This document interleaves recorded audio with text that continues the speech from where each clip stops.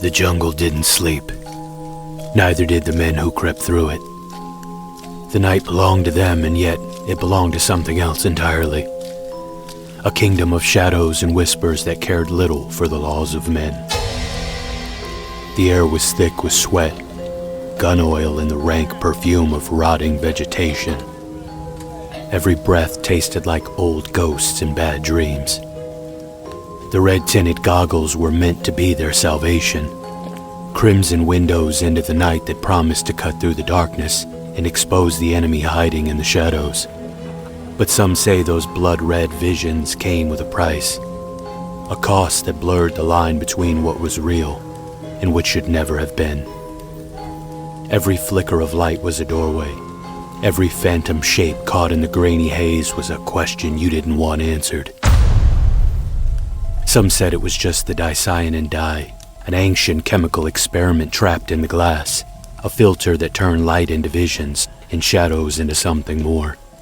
Others whispered those red-tinted goggles were cursed, crafted by hands that didn't understand what they had summoned, unaware that the darkness has its own rules, and when those rules are broken, someone or something always comes to collect.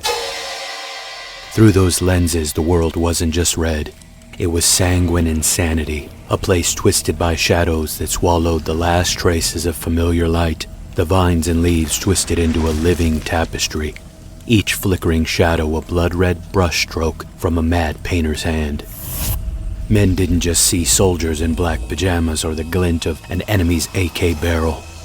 They saw shapes that didn't belong, ghosts waltzing on the edge of reason, demons coiling through the mist like rumors given flesh.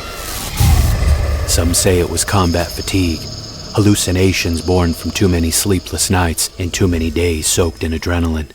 But the jungle had a way of getting inside of a man, of burrowing down through the cracks in his mind and showing him things he wasn't meant to see.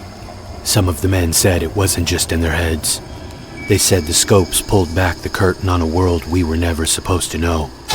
A world of spirits and ancient curses, of half-remembered gods and the things that wait in the dark with hungry eyes. The story spread like jungle rot, from firebase to firebase, from the cramped safety of hooches to the endless sky of helicopters, passed along in low voices over cigarettes and beer, where the laughter always rang a little too hollow. Some men refused to look through the scopes at all, afraid of what they might see staring back. Others couldn't stop themselves, drawn in like moths to a flame, each night a new chance to glimpse into the abyss.